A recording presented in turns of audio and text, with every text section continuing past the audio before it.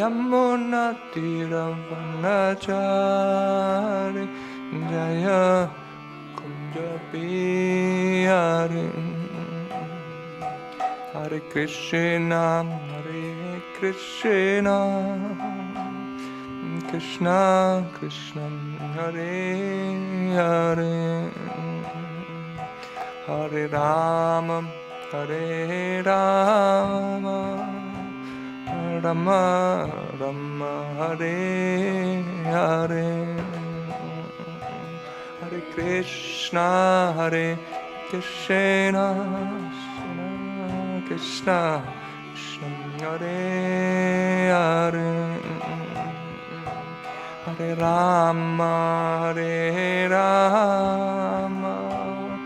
Rama Hare Hare Hare Krishna Krishna Krishna Hare Hare Hare Rama Rama Rama Hare Hare Hare Krishna Krishna Krishna Hare Hare Hare Rama Rama Rama Hare Hare Jaya Radha Madhava Jaya Kunjabihari Jaya Radha Madhava Kunjabihari Jaya Radha Madhava Jaya Kunjabihari Jaya Radha Madhava Jaya Kunjabihari Shri Radha Madhava Ki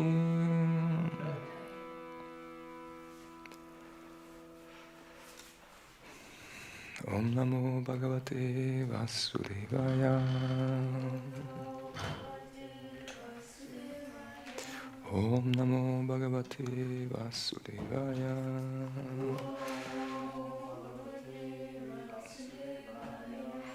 Om Namo Bhagavate Vasudevaya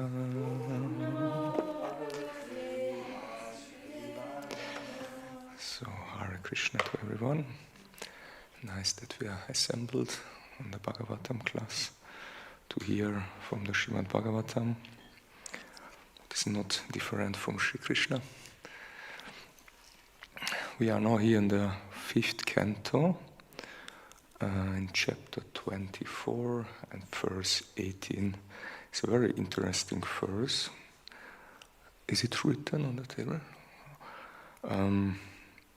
It is very long. Sanskrit. Maybe we can try to go very quickly through it. Tato dashat sutale udara sarva punya shloka virochanat majo balir bhagavata mahindrasya priyam chikir ashamananditer lapyer kayo Bhutva vatu vamana rupena parakshipta loka prayo bhagavat anukampayaiva punai praveshita indradishvam avityamanaya. Huh? 24:18. 24:18. It's a really long verse. Do you like to try to repeat it? if you are brave enough.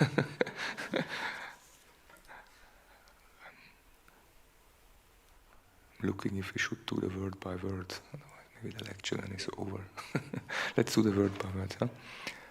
Tata adhastat beneath the planet known as Vitala.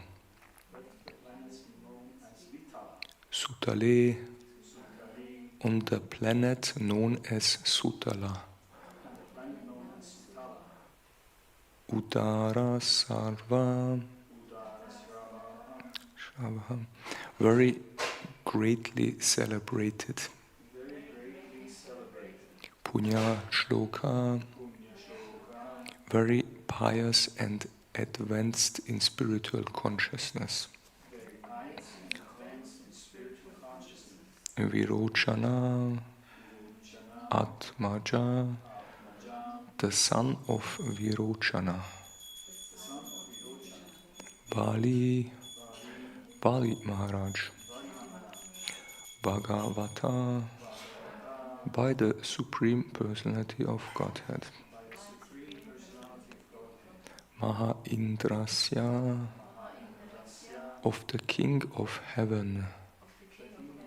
Indra. Priyam, the welfare.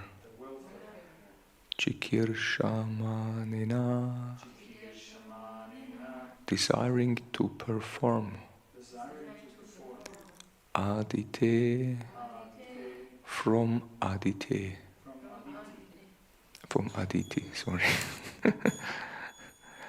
Labdha Karya, having obtained his body. Bhutva, appearing. Vatu, Brahmachari, sorry. I need a classes. Vamana Rupena, in the form of a dwarf. Parakshipta, rested away. Lokatraya, the three worlds. Bhagavat Anukampaya, by the causeless mercy of the Supreme Personality of Godhead. Eva, certainly. Punya, again. Praveshita, caused to enter. Indra Adishu, even among the demigods like the King of Heaven. Avidya Manaya, not existing. Susamriddhaya, much enriched by such exalted opulence. Shriya, by good fortune. Abhijushta, being blessed. Swadharmina, by discharging devotional service. Aratyan, worshipping. Tam, him. Eva, certainly. Bhagavatam, the Supreme Personality of Godhead. Aradhaniyam, who is most worshipable. Apagata, Satthavasa, without fear. Aste, remains. Adhuna api, even today. So, translation and purport by His Divine Grace, Bhaktivedanta Swami Srila Prabhupada Ki Jai. Below the planet Vitala is another planet known as Sutala, where the great son of Maharaj Virochana, Bali Maharaj, who is celebrated as the most pious king, resides even now. For the welfare of Indra, the king of heaven, Lord Vishnu appeared in the form of a dwarf brahmachari as the son of Aditi, and tricked Bali Maharaj by begging for only 3 paces. Maybe this is paces is correct. No, paces. Paces of land, but taking all the 3 worlds. Being very pleased with Bali Maharaj for giving all his possessions, the Lord returned his kingdom and made him richer than the opulent King Indra. Even now, Bali Maharaj engages in devotional service by worshipping the Supreme Personality of Godhead in the planet of Sutala. Purport by Srila Prabhupada. The Supreme Personality of Godhead is described as Uttama Shloka, he who is worshipped by the best of selected Sanskrit verses, and his devotees such as Bali Maharaj are also worshipped by Punya Shloka, verses that increase one's piety. Bali Maharaj offered everything to the Lord, his wealth, his kingdom, and even his own body. Sarvatma Nivedane Balihi. The Lord appeared before Bali Maharaj as a Brahmana beggar, and Bali Maharaj gave him everything he had. However, Bali Maharaj did not become poor by donating all his possessions to the Supreme Personality of Godhead. He became a successful devotee and got everything back again with the blessings of the Lord. Similarly, those who give contributions to expand the activities of the Krishna conscious movement and to accomplish its objectives will never be losers. They will get their wealth back with the blessings of Sri Krishna. On the other side, those who collect contributions on behalf of the International Society of Krishna Consciousness should be very careful not to use even a Vortrag of the collection for any purpose other than the transcendental loving service of the Lord. Homa Yajna timirandasya jananjala shalakaya chakshurun militanyena tasmai Shri Gurave Namaha Shri Chaitanya Manopishtam Stapitam Yena Bhutale Svayam Rupa Gadamayam Dadati Svapadantikam Jai Shri Krishna Chaitanya Prabhu Nityananda Shri Advaita Gadadhara Shivasadi Gaura Bhakta Vrinda Hare Krishna Krishna Krishna Hare Hare Hare Rama Rama Rama Hare Hare. Okay, Hare Krishna again. Okay, nice. It's a very beautiful verse.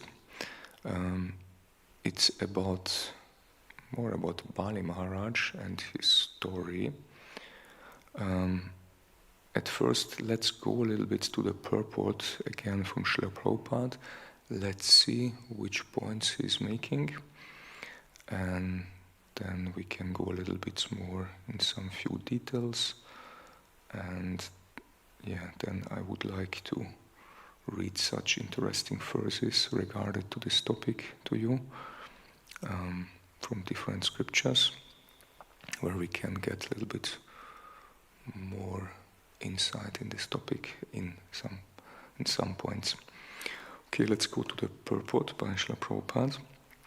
Actually, on the beginning he mentions that Shri Krishna is mentioned as Uttama Shloka, who is worshipped by selected verses. And then on the other side, he's telling, and his devotees, such as Bali Maharaj, we hear from him now, are also worshipped by Punya Shloka verses, what increases the piety. That means if we hear also from such devotees like Bali Maharaj, it's very pious to hear such stories. It's very nice for us because we get clarified by such stories if we hear them. They are related to the Lord and with these devotees, and they are also very nice examples for us how we should live, how we should act in certain situations. And actually, this is like a wonderful story. Again, a little bit later, we go a little bit through the story, what happened here. Personally, for me, it's a very amazing story. I'm amazed by Bali Maharaj's behavior in this story. But again, let's go later to this topic. But Prabhupada is further explaining, Bali Maharaj offered everything to the Lord.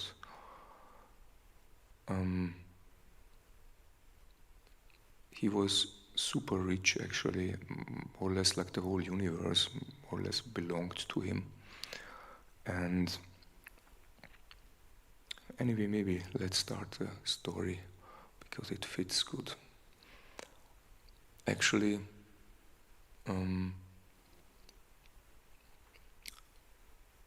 Bali Maharaj got visited by Vamanadev, and Vamanadev is like the incarnation of the Supreme Personality of Godhead, Shri Krishna, and he has the form of a dwarf, like a small boy, a very small boy, actually.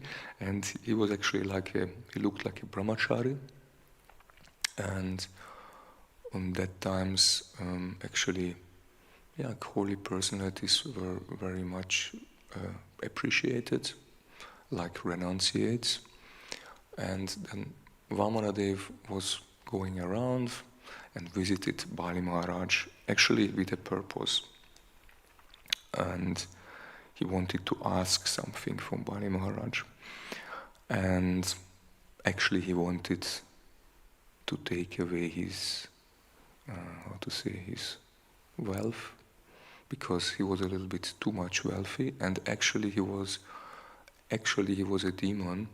He had somehow a good heart, but he was actually a demon in some sense. And the demigods, like all the times, there is more or less like a fight or like differences going on between the demigods and the demons. And also in that time the demigods were afraid of Bali Maharaj's wealth and opulence, and he was very wealthy. And Vamanadev came to take him away, some opulence. And actually the king, Bali Maharaj, welcomed Vamanadev, the small brahmachari, and he was super humble. Small brahmachari was really nice, really super humble.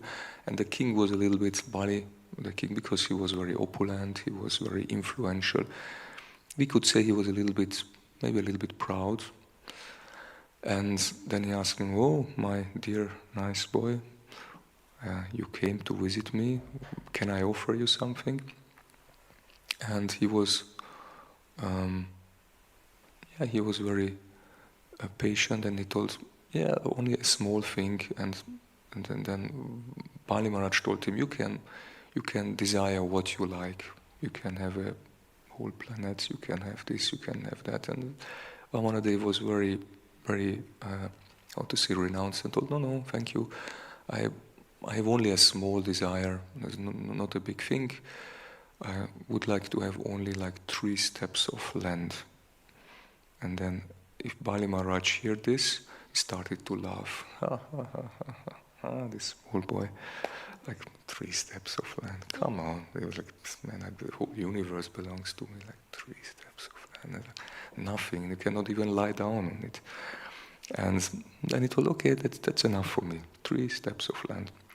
And actually, Shukracharya is the spiritual master of Bali Maharaj, and for sure also like a little bit from demoniac nature. He was like the spiritual master of Bali Maharaj, and he told to Bali Maharaj, be careful, Bali.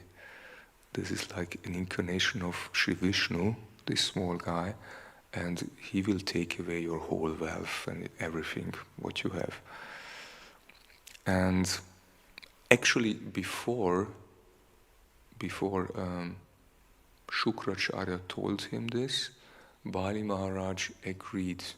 He told, yes, you should have your 3 steps of land. And then afterwards, again, Shukracharya reminded him, please be careful, it's not good. Actually, also Shukracharya was also afraid that he had also like a good position, and he had a rich disciple, Bali Maharaj, and he was also a little bit afraid that he will also lose something, not only Bali Maharaj, but he also. But Bali Maharaj was very convinced, and he was very sticking to the truth, and he told, no, if I promised him what I promised him, these 3 steps of land, he should get them. And if he likes to cheat me, then anyway, then he will cheat me. But I promised, and I will give what I promised. And actually he rejected so-called his guru, what was actually heavy, but in this case he stick to the truth, and it was actually okay, it was bona fide that he's rejecting his guru, because he had still faith. He was a demon, but still he had some faith in Vishnu. And so he promised, and then Vamanadev revealed his universal form, his big form. And this is actually called, this huge form is called Trivikrama, because then Vamanadev did 3 steps, and with the first step actually he covered the whole earth, and with the second step he covered the whole universe. And you could imagine the scene, like you could imagine you are Bali Maharaj, like you're looking, or Shukracharya. And then, I don't know how it looked like, but it's like a huge dimension. But actually then, so-called everything was covered by the steps of Vamanadev. And actually it's also like funny, actually, if you try to recognize almost all the time, Krishna is appearing in really extraordinary forms. Like in a small boy, like a dwarf, and then he's doing horrible, huge steps, like amazing huge steps, like the whole universe is covered with 2 steps, and he's a small guy. It's like a little bit, how to say, contradictional, or what? Yeah. But all the time he's like in such funny occasions, like even if he appeared from the nose of Brahma, like as a small, what is like a boar, was like a piece of the thumb. A small boar came out of Brahma's nose. Because like, come on, like out of the nose, like. But anyway, Krishna is Krishna. He can do what he likes. He's amazing. He's also funny. Actually, in some sense, he's really funny. Because otherwise, who would make such things? Everybody who would look after fame and whatever, like power, they would appear like a huge, strong Superman or something like that. But he's coming all the time in some very humble forms, and then shows really big opulence and his power, like in this case also. And then after these 2 steps,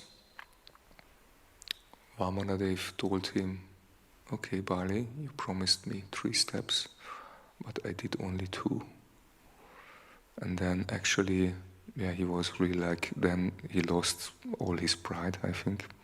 That was, okay, he lost everything with 2 steps, maybe like that was maybe 2 seconds around, we can count. He lost everything what he had. And Śrīmad-Bhāgavatam is describing still he remained very peaceful and somehow like steady. We could say somehow in his devotion, somehow he had somehow like a devotional mentality. He was believing in the Lord, he had some faith, and he was aware about his promise. He did his promise and he stick to it. And it was actually very, very nice, actually, especially for a kshatriya, because he was a ruler, a kshatriya. He was sticking to his word, and he was still peaceful and still humble. You can try to imagine, I mean, everybody of us has at least something, even myself as a brahmachari. I have somehow my little wealth, what I have, not much, but at least something, and everybody. And we have also like some family, maybe a house, whatever, some children, maybe some work, maybe a car, maybe whatever. And you can imagine you lose maybe 5% of all this. In 2 seconds, like, we would be like completely bewildered. You can imagine you lose the half of it in 2 seconds. Like maybe we would be like collapsing or like giving, or would like to give up life even.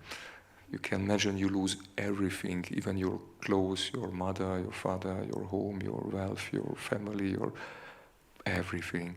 And he lost not only something, the whole universe was belonging to him, and everything gone.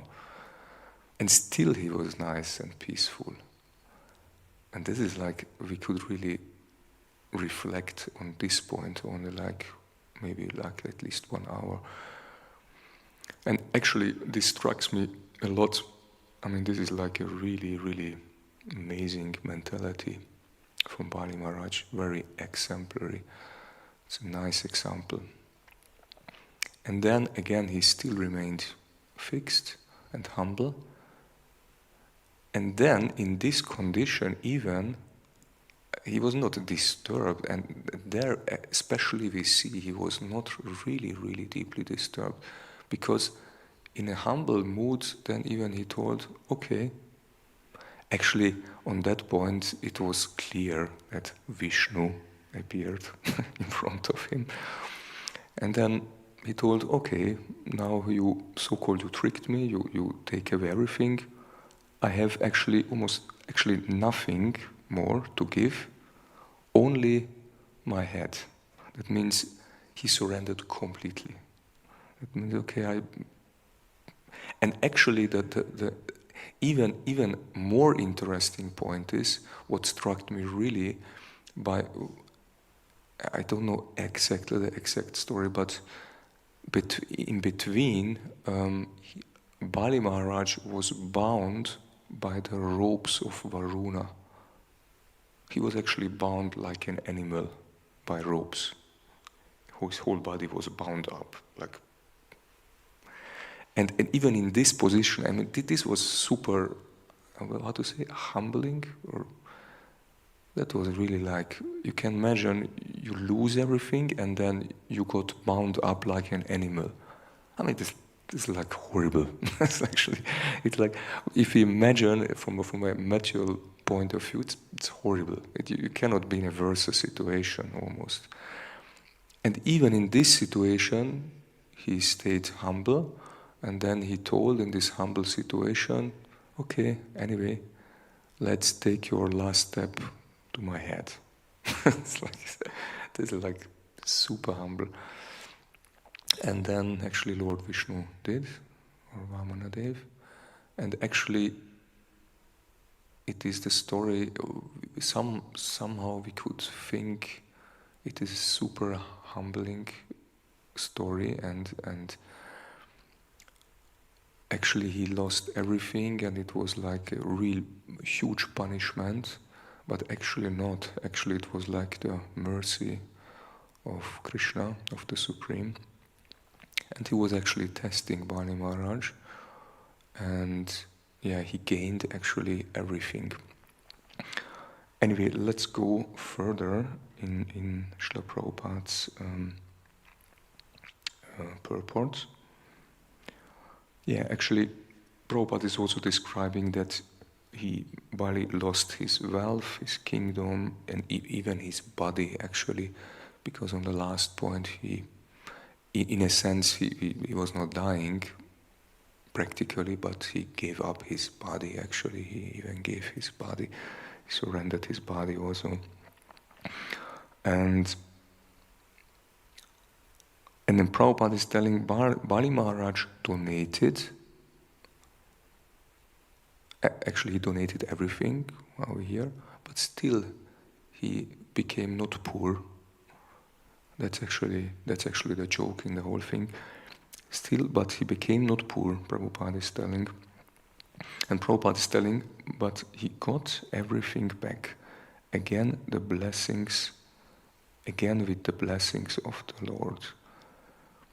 Because, he got back everything he was donating out of humility,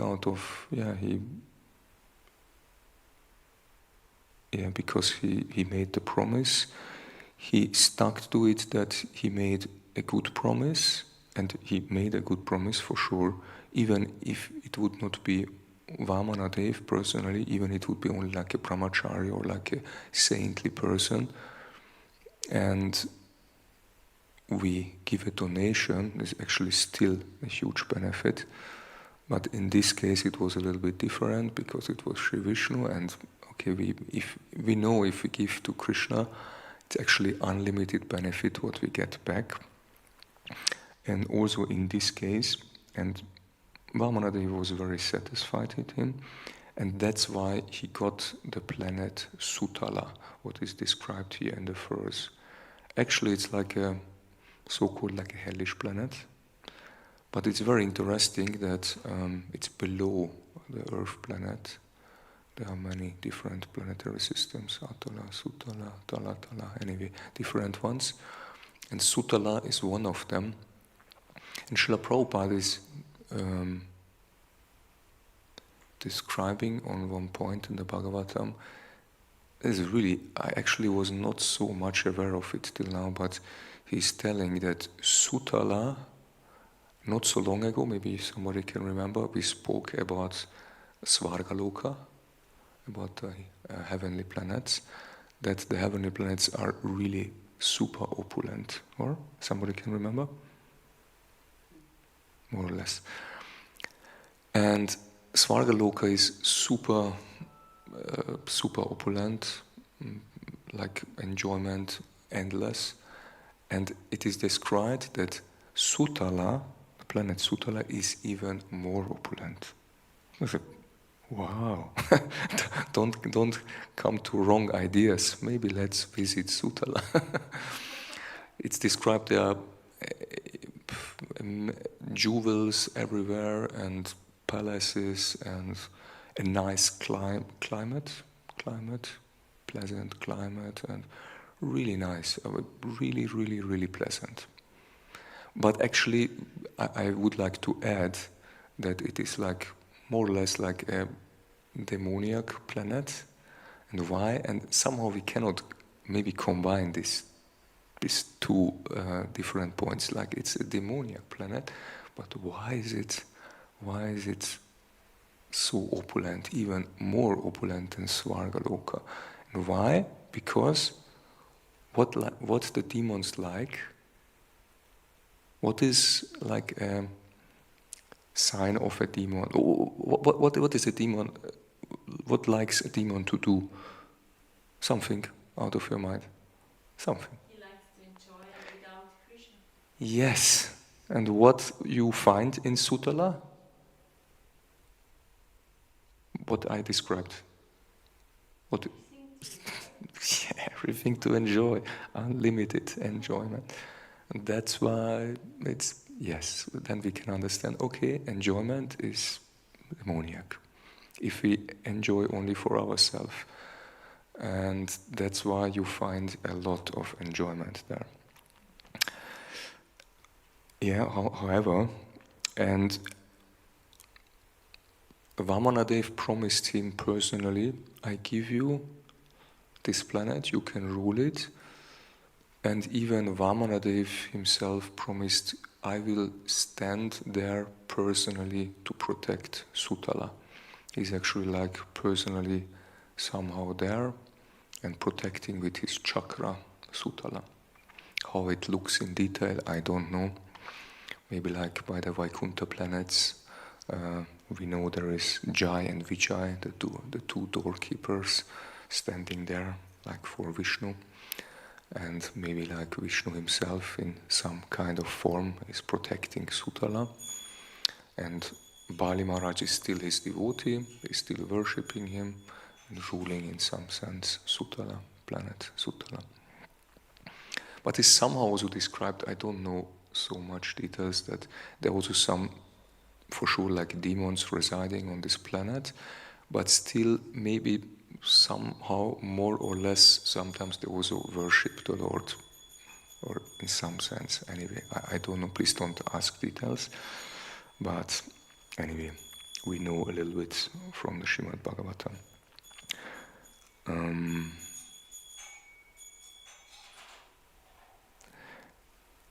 Yeah, and not so long ago I read in the Śrīmad-Bhāgavatam also, that was in the 3rd canto, that there are 2 different kinds of devotees, Akama devotees and Sakama devotees. And the Sakama devotees worshipping the Lord with some kind of desires. They have some, we could say, selfish desires, but still worshipping the Lord. And there are the Akama devotees who are also worshipping the Lord, but without selfish desires. Kama means desire, or it can be also like lust, or like desire. And A is like the negation, no kama. And sa kama is like, yeah, there are some desires, there is some kind of lust in some sense. And yeah, these 2 kind of worshippers are there, or we could say devotees. It's like an interesting term, what is good to know, because sometimes we're reading these terms, Akama, Sakama, devotees, in our scriptures. Yeah, actually the story, well, we have not so much time on. Okay, we heard a little bit like the story of Vamanadev and Bali Maharaj. And then that he got so on this way, actually this planet. And actually also we can try to get out from this story different, different inputs for our spiritual life, different examples. We heard some like Bali Maharaj's convincement. Actually, I don't know, maybe everybody of you made some kind of promise, or like small things. Yeah, I will come in 10 minutes, and then even after 1 minute, was not even aware that we made this promise. And actually, after some time, also like after this story, and also from examples of Yudhishthira Maharaj, he's actually also Jai. Jagannath Baladev Subhadra Devi Maharani ki Jai. Shishigornitai ki Jai. Also by example of Yudhishthira Maharaj, I was, impressed by truthfulness, and it helped me, these examples helped me to become a little bit more truthfuler. I'm not completely truthful, but I try to be so far as possible. And even in daily dealings with devotees or with whomever, if you promise something, that really we stick to it. Because often we say something and we don't mean it, like, and then 2 minutes we not even know that we made some kind of promise, even if it's a small promise. Yeah, I come back, or I will help you, or yeah, let's go together, or I will give you this, or I will help you, or whatever. Something we say and we forget them. We should be serious with promises, or if we say something. And actually, holy personalities are very aware, and in this sense, also like Bali Maharaj, he was a ruler, he was a truthful person, and he was a king, and he was very aware of these things. And often it's really nice in our scriptures that even demoniac persons are often sticking to truth, like Hiranyakashipu also in some, I don't know, it's now example, but even Ravana, and even if you hear, for example, like the Mahabharata, the story, and in the fight, not all the time, but often they are sticking to rules, to different regulations, Vedic regulations. They are not, for example, by fighting, they should not, how to say, they should not beat each other under the, what is Gürtellinie? Under the belly. They should not hit under the belly, because it is a little bit unfair to hit on the legs or whatever. Sometimes it happens here and there, but normally they stick to rules. And even the demoniac persons, normally they follow or followed in previous times. And also now we see also such or similar examples. But nowadays, who sees, who cares, who knows? It's like a little bit, we are a little bit like... But we should be actually, we should be truthful, because then also our life changes, and also the persons who are coming in our life and with whom we have to deal and whatever. And anyway, again, this story of Bali Maharaj and from Yudhishthir, different examples helped me a lot to stick to my words. If I say something, I do it. And then better say less, but then do it. Then promise it and not do something else. And we see actually what Bali Maharaj gained out of this truthfulness. I mean, and even he was aware that he was losing, that he will lose actually everything. I mean, you could imagine, you say, I told somebody this, and you will say, I will lose my whole bank account. Oh, sorry, it was a mistake. Forget it. But maybe we come back and we try to, to delete our promise. But actually, it's a nice sign if we can really stay to our word. It's a big thing. Truthfulness is our last leg, our last dharmic leg from the bull in the Kali Yuga, and at least this should remain truthfulness. All the time, if I traveled with His Holiness Bhakti Ananda Tirtha Swami, he's all the time telling, let's stay a truth seeker. We should stick to the truth. It's really nice, actually. It gives really like internal like happiness and pleasure somehow if we stick to the truth. And Bali Maharaj gained a lot, and even in a humbling situation like he got in, he was very convinced, and he stayed humble, and he don't changed his mind, he don't become mental. And we should be also try to be peaceful. We should try to control our minds, even maybe in difficult situations. If we are aware, I will lose something. But we can. I mean, not in a sense of that we should expect something, but we can be aware.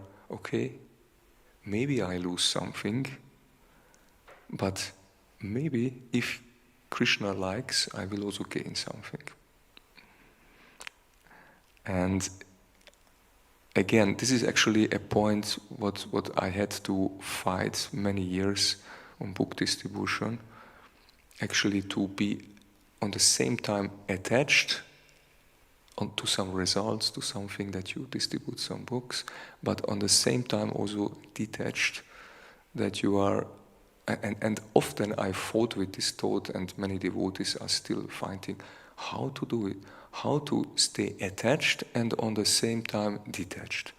It sounds like impossible, but it is not impossible. We have to understand this, how it works. We have to understand we should do our endeavor. Actually, today I'm allowed to speak in the university, and I ask on this point for your blessings. It's also like a similar topic. I will mention a little bit this topic from Karma Yoga, how we can be detached, act somehow in your life, but for a higher purpose, and still stay detached. Don't expect. And if you are in this mood, then something good will come back, for sure. Because it's a system from Krishna. And we have to believe. And actually, the main points are you should, in this activity, let's take now book distribution.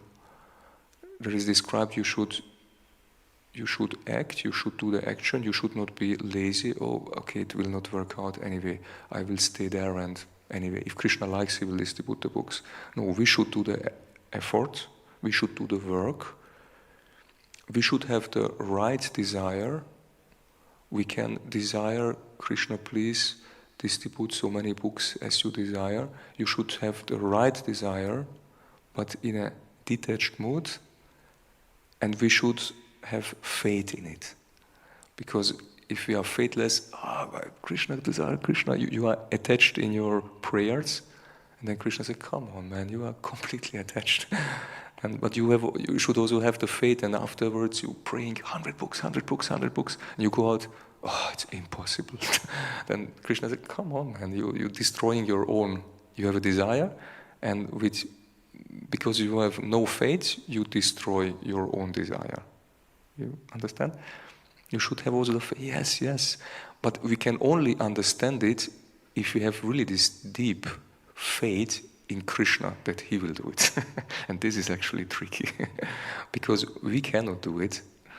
Actually, I many times experienced on book distribution that really Krishna is the doer. And I had sometimes really super hard days where I distributed almost nothing the whole day. And once it was in a marathon, there was even the lockdown, I was in Reutlingen, I think, it's close to Stuttgart, a city. It's not so big, there were not so many people, but somehow the lockdown rules were not so strict there.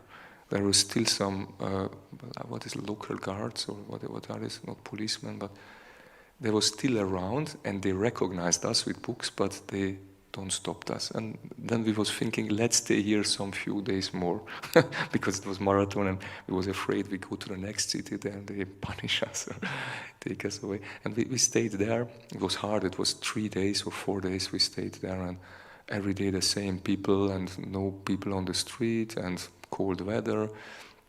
And there was one of these days in the morning I went out, and hardly I could distribute. Very in the early morning I went out, and somehow I recognized this day I will not distribute lot books. I was somehow aware, or Krishna somehow, I don't know, let me feel this is not the day where you will do big. And anyway, I will go out, and the very early morning I went out at 7 o'clock or so for 2 or 3 hours and distributed maybe 3-4 books. That was really hard. But at least I went out.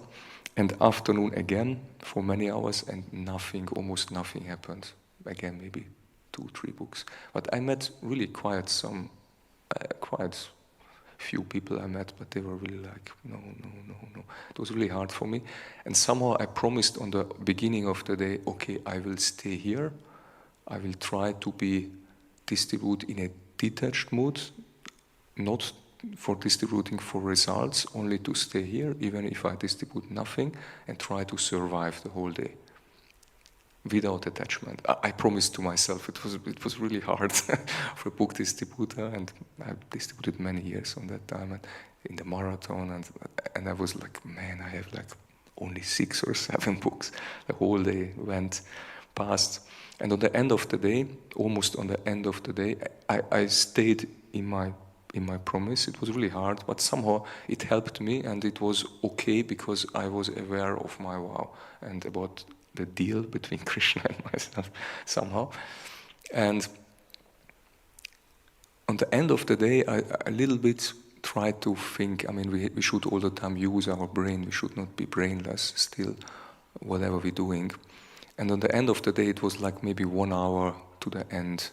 And it was really dark. It was really almost nobody there, and we were together in the city. And my colleagues stand not so far from me. It was actually, I could not even almost change the place. But somehow I was asking Krishna, should I really maybe try something else or another spot? And if yes, then please give me a sign. And then somehow I was looking around, and I saw I don't know what is a kran. A kran, I don't know what is in English. You know, when they're building and this kran is going around. And there was a sign on it, and it was like, from whatever, something was written on it, and it was like a firma, and something, it was like described like crawl back or something, and I was, go back? Maybe I should really go back somewhere. And somehow I interpreted it a little bit, okay, maybe I really try for you, Krishna, some other place. And I went like maybe 20 or 50 meters away, there was a small bus station, and actually was completely almost nirvishesha shunyavadi, empty like anything. But anyway, I was thinking I cannot lose here more than here. There were a little bit more people where I stood, but I still changed the place for 1 hour. It's no loss. And then I changed the place, and some very few people came there. I can remember, and there was one couple, and I asked them, do you like read books? And they said yes, and they took 4 books. I think, oh, wow. I was like, okay. And somehow, then something changed in you. You become really like inspired. You start to feel, now something is different. And I tried to pacify myself. Don't go in a ecstatic mood. Stay calm, stay peaceful. Don't think. Don't think, because if you start to think, then everything is over. Don't disturb the whole holy situation. And then an old man came, and I also asked him, and he gave me a huge donation and took also some books. And I was like a little bit like puzzled, what's going on? And then I stopped also another man. He was from Croatia. He was like around 40 or so, and he could not speak German at all. I mean, maybe like some few words. He understood nothing what I explained to him. I told him I'm a monk, I have a book, a meditation. He had no clue about the whole thing, book and meditation and German. And he was looking to the book, and somehow he got the points that I distribute them and ask for a donation. He gave me, I think, 10 euro. It was a chant and be happy. And he walked away, and he was turning the book around and was looking to the book. He was amazed by the book. He was not knowing what he took. And I was also like almost afraid why he took this book. He cannot understand it. He don't know what's inside. He don't know the language.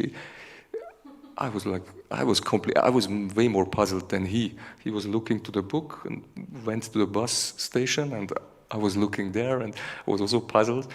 It was really a funny situation, and it went on and on, a whole hour. Everybody who I met took at least 1, 2, 3, 4 books. At the end of the day, I distributed, I think, 40 or 50 books.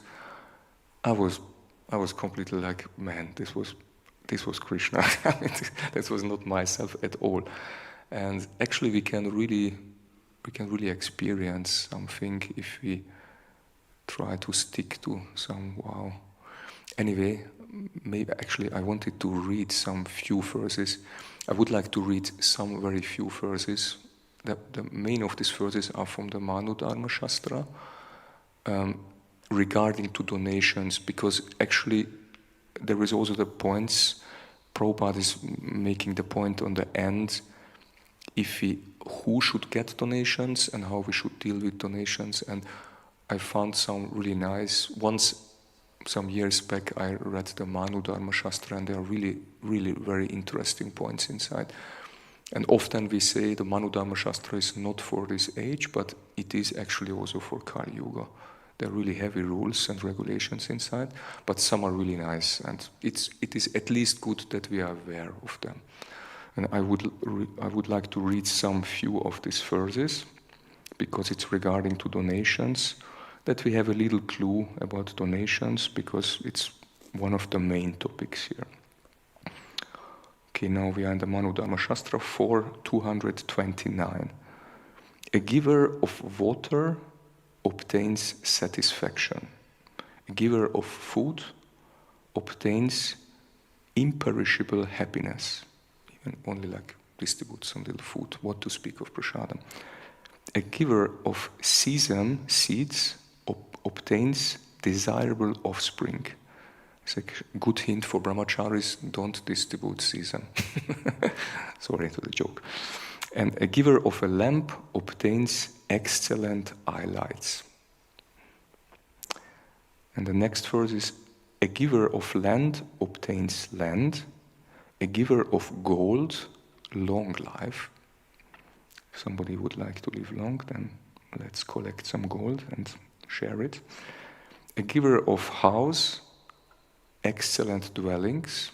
Then if somebody gives a house, then everywhere he has good dwellings, he can stay in nice houses and will get nice houses, whatever. And a giver of silver, beauty. If you like to become beautiful, then let's distribute silver. Once we got a huge donation in Simhachalam in Germany for Nrsimhadev, like a kavacha for Nrsimhadev in silver, completely in silver. It was an Indian man, he donated, it was really expensive. He will be beautiful, even if he comes to Vaikuntha Lokas or wherever, you can become beautiful. And one other verse for 232, a giver of grains obtains eternal happiness, a giver of protection obtains supreme dominion, who protects, a giver of the Veda, who gives knowledge, obtains union with Brahman. It's actually somebody who shares knowledge, those brahmanas get union with the Supreme. And another verse, the gift of sacred knowledge surpasses all gifts. Water, food, cows, land, garments, sesame, gold, clarified butter, and so on. Somebody who gives knowledge, this is like the highest, most valuable. Then in 11.6, one should give according to one's ability. That means which kind of wealth you have. Wealth to brahmanas, learned in the Veda, and living in austerity. Thus, one obtains heavenly bliss after death. Somebody would like to have heavenly bliss, Svargaloka or Sutalaloka, no joke. Then we can distribute to learned brahmanas some gifts or presents. And another verse is describing these brahmanas should be regarded as worthy recipients, for gifts should be given to them according to their learning. If somebody is more learned, then those persons can get more benefits or like donations or whatever, wealth. Another verse is, to this excellent twice-born man, food and gifts should be given. And then on the end, I have two verses more. They are also interesting. They are also from the Manu Smriti, and the other one is from the Mahabharata. A gift given to a learned brahmana who knows the Veda and lives according to it, not only who knows the Veda, but he is also living this example, becomes again, the gift given to a learned Brahmana who knows the Veda and lives according to it becomes inexhaustible. That means it's never ending. The benefit of giving to such a person is never ending. It's like unlimited benedictions for the donator. And it yields rewards in this world and in the next. And another verse from the Mahabharata, it's very similar. A gift to one who knows Brahman becomes 1,000-fold. A gift to one who has realized the self becomes endless in merit. That means a gift to one who knows Brahman, it can be like a normal devotee, actually, and for example, you give him 1,000 euros, you will get back 1 million, or 10 times. Oh no, 1,000 times. 1 million euro. Don't go for it, but if we have a lot of wealth, then it's nice to invest in some. That's a joke. But actually it's Shastra, it's nice to know. And unlimited even if somebody is really like self-realized and really completely selfless and really devoted to the Lord, then it's actually unlimited. And we should be also careful with these topics, that we deal nicely. But it's good to be aware about some topics from our Shastra. Okay, in this regard, it's a little late, but maybe somebody has some questions, comments, complaints.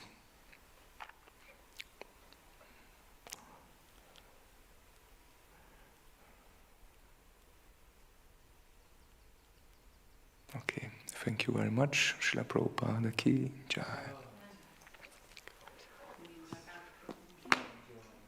Gurudev ki jai.